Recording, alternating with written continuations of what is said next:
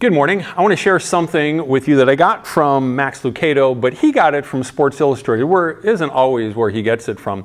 And it has to do with underwater diving. And so I want to give a shout out to someone that might be watching or might not. Thelma from our church here.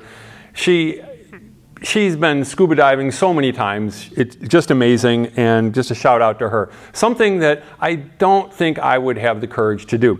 But have you ever heard of Pepin Ferraris? I had not either. I hope I'm saying his name correctly. But he's from Cuba.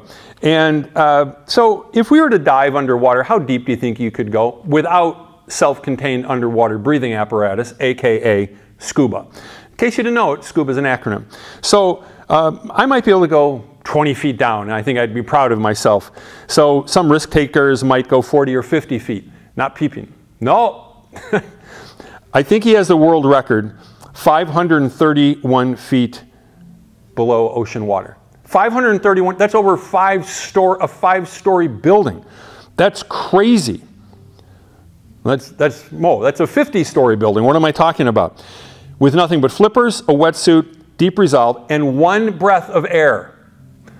Oh my goodness. Like sometimes on these talent programs, they'll have somebody that's like in water and they've got to get out of something, and I don't even like watching. I don't plan on watching. I just find myself, it's in front of me, and it's like I have to watch, and then I start praying that they get out, that they don't.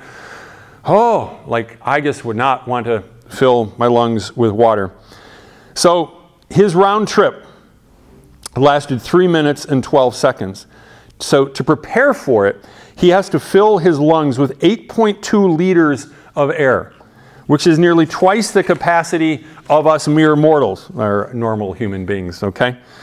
But he inhales and exhales for several minutes, his windpipe sounding like a bicycle pump. He then wraps his knee around the crossbar of an aluminum sled that lowers him to the sea bottom. So he's kind of cheating. I mean, if you had an aluminum sled to let you down, oh my goodness, I would not go down 531 feet. That's nuts. That's just crazy. And how he could hold his breath for 3 minutes. But he's got a little bit more going for him than a lot of us do. So how about when he's down there? He's just surrounded by water. He's at a depth that nobody else goes to without self-contained underwater breathing apparatus. But you know, we're surrounded by the love of God, but how many of us take it in? It's real, it's there, but how many of us immerse ourselves in it? Some of us just like to look at it. Oh, there it is over there. Look at the love of God. Love the love of God, but we don't experience it. It's up to us. It really is. So let me read from Ephesians chapter 3, verses 17 through 19. May your roots go down deep into the soil of God's marvelous love. And may you also be able to feel and understand, as all God's children should, how long, how wide, how deep, and how high His love really is. Now I have to pause right there. Those 4 dimensions, not 3, 4. We live in a 3-dimensional world, but I love the fact that when Paul describes the love of God, he goes into 4 dimensions. Why do I love that? Because I think that God's love is out of this world. It's in this world, but it's something that's so far beyond it. And then he says, and to experience this love for yourselves, not just to read about it, but to experience it.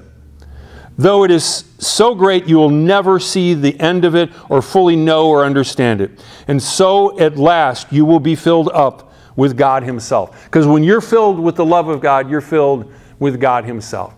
Is that where you're at today? God wants you to just be immersed, like Pepin Ferraris in water. He wants you to be immersed in His love today. It's not selfish. It's not wrong. And you know what? When you're immersed in God's love, something tells me that you're going to have some good stuff to give to other people. May you be immersed in the love of God today. God bless you.